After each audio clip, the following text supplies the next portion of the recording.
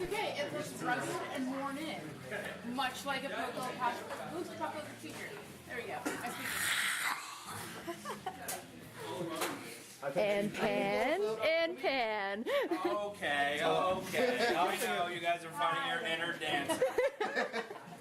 Can we get a little blood?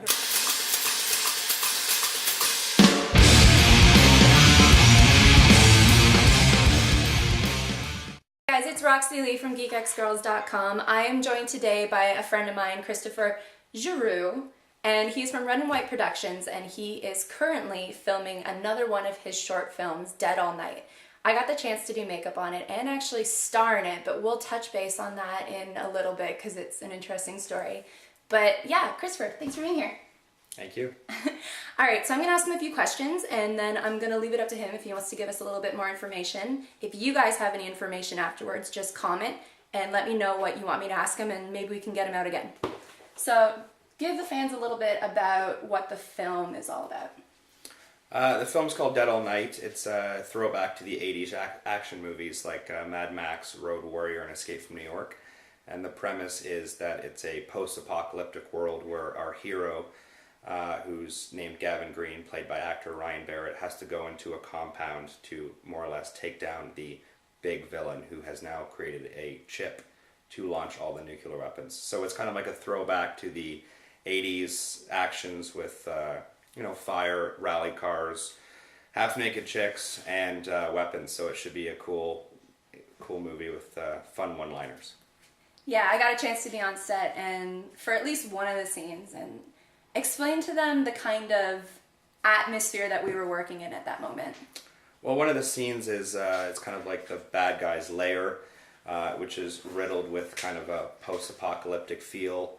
And we have people in full armor and makeshift weapons and a series of go-go dancers that kind of enhance the scene for the villain's kind of den. Enhance is right. So this isn't your first film. No, it's not my first film. It's my directing debut. I've produced other films and worked on numerous other films for the past 8 years. And this is kind of my writing and directing debut. And where did you go to school for that? Well, I started on set when I was 15. I was a production assistant and kind of worked my way up the ranks starting then. A couple of years ago, I went back to school for my postgraduate program at Sheridan.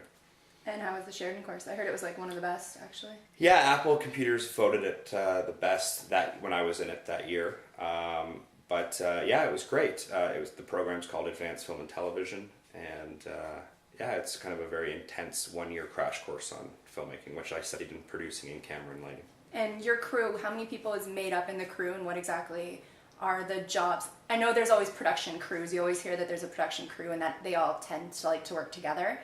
And what are the different jobs that everybody has, and how many of those have you actually had? Well, on Dead All Night, we had an amazing team full of cinematographer, which is Chad Archibald, the co-producer Brad McMillan, and along with numerous people who ran cameras, lights. We had background actors. We had like a DMT and an editor on set. Art direction by Bethany McLeod. So it was huge production for kind of a small budget film. It was a huge production. I have worked numerous roles as a camera operator, director of photography, gaffer, key grip, production manager, and producer, and now most recently writer and director, which has been a lot of fun. Which is your favorite?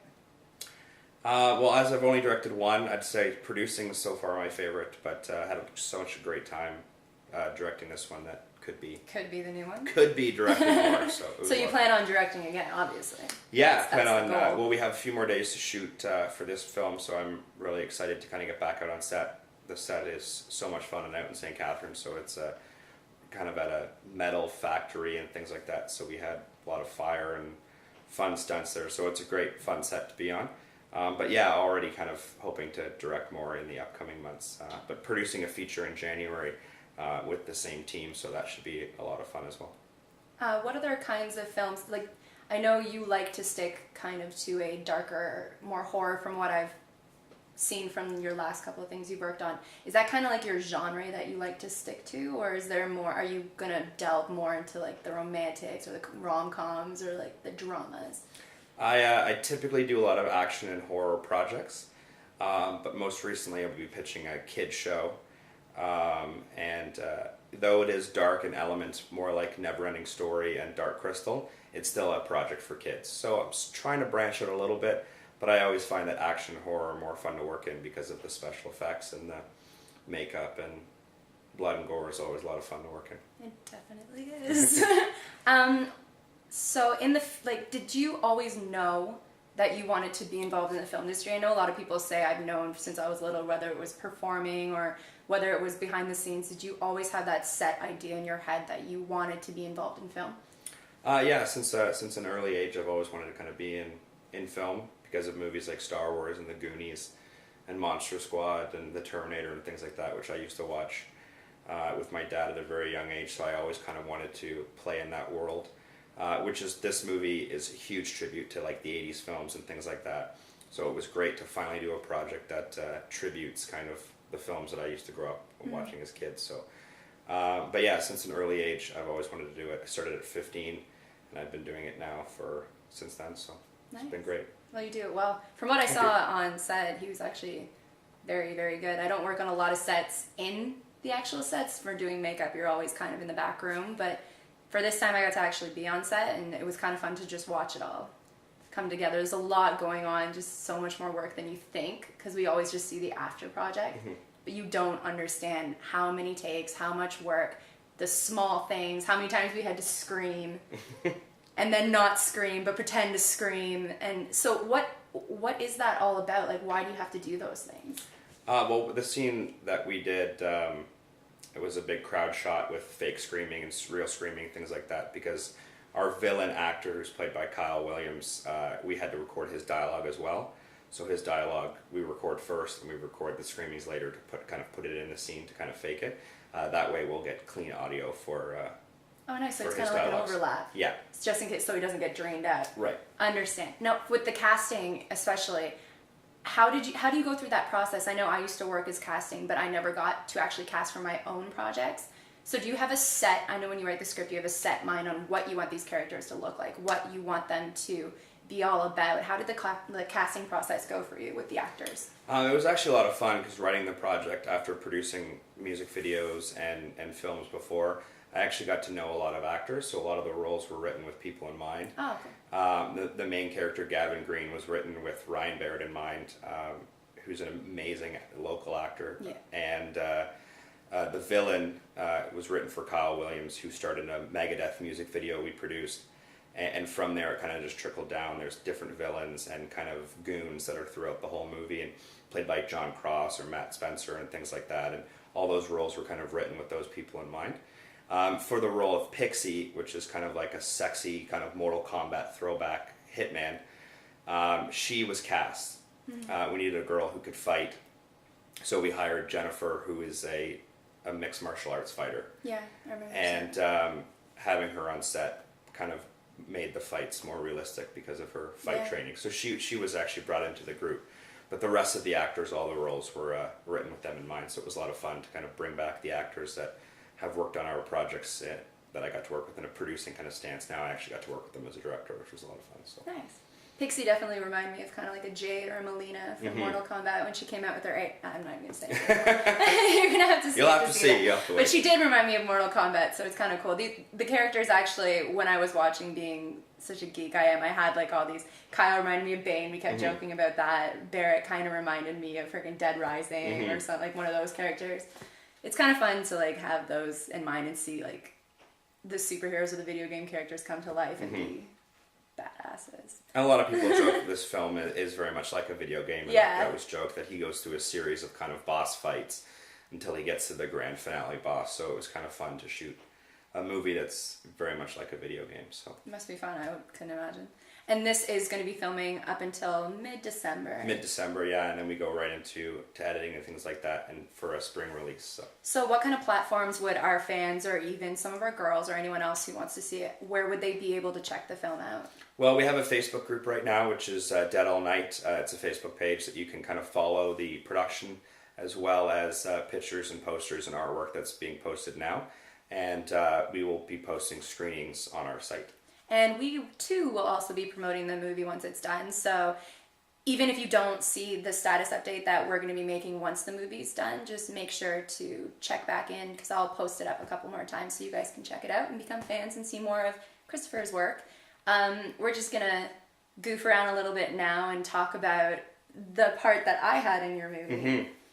I ended up doing makeup as a favor for a couple of my friends, and I got roped into being in the movie. And explain what my costume was for the fans. Well, we kind of roped her in to play a go-go dancer in the future. So she had kind of an elaborate gothic kind of outfit, dancing in a go-go cage for the in the den scene. So you guys will have to check that out as well.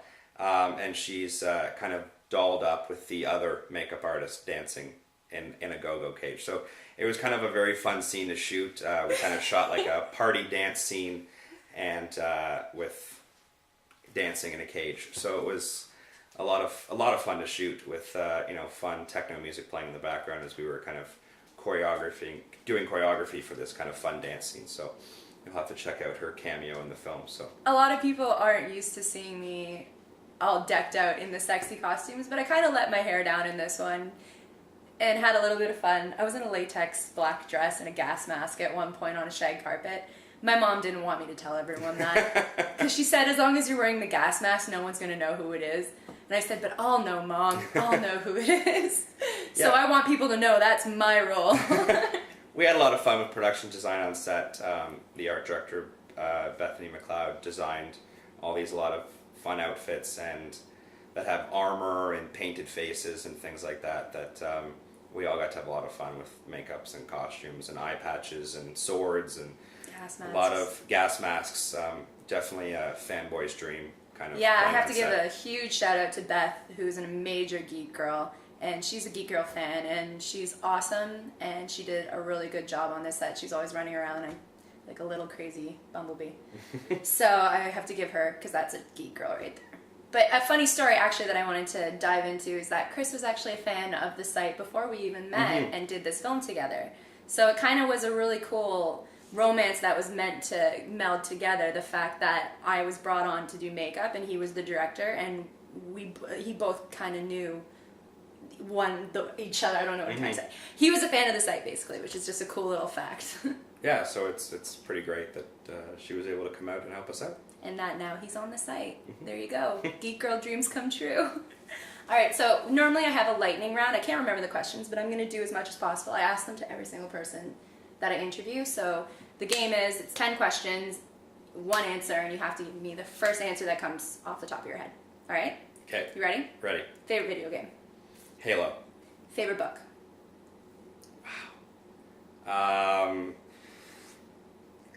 Probably World War Z. Okay. Favorite TV show?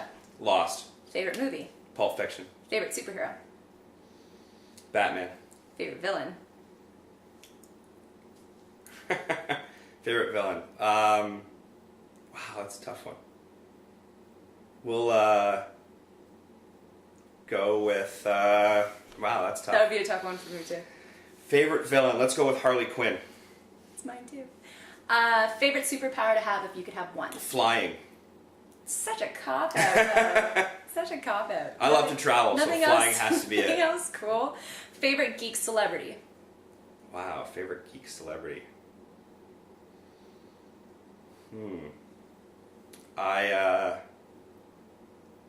I'm a huge fan of Dee Wallace, so for me that's a big geek shout out because she was in a lot of 80s movies that I loved, and I think she's amazing. So I think Dee Wallace would be my geek. That's good geek out. choice. Favorite geeky website? Geek Girls. Yeah. Last but not least, I'm gonna make a good one for you that you gonna stump you. I feel like you stumped me on so many I items know, already. right? What would your superhero costume look like? I would be exactly like Bane. No, I He actually was at Fan Expo Dressed as 2012 when Bane. we were there, dressed as Bane, and he got a picture with one of our girls, Lucia and Stephanie. So that's a funny other little tidbit of information too.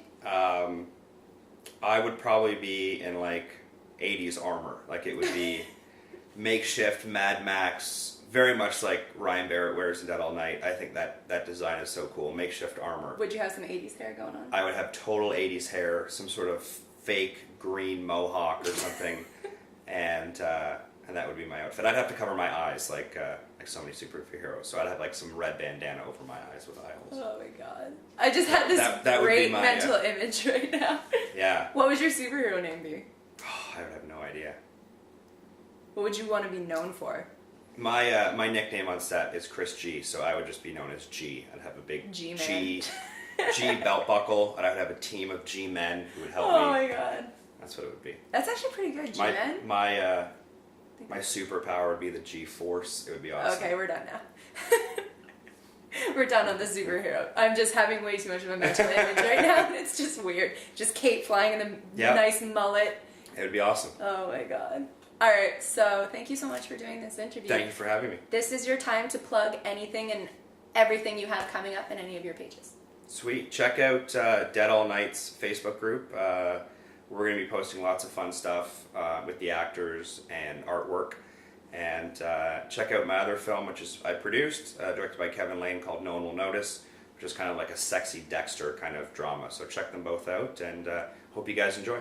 And we'll have all those links in the box below, so don't fret about writing it down or that you missed it. So we're going to link all of that stuff to the page. Thank you for watching. Thank you for doing the interview. Thanks for having me. And Roxy Lee out, and I will check you guys later.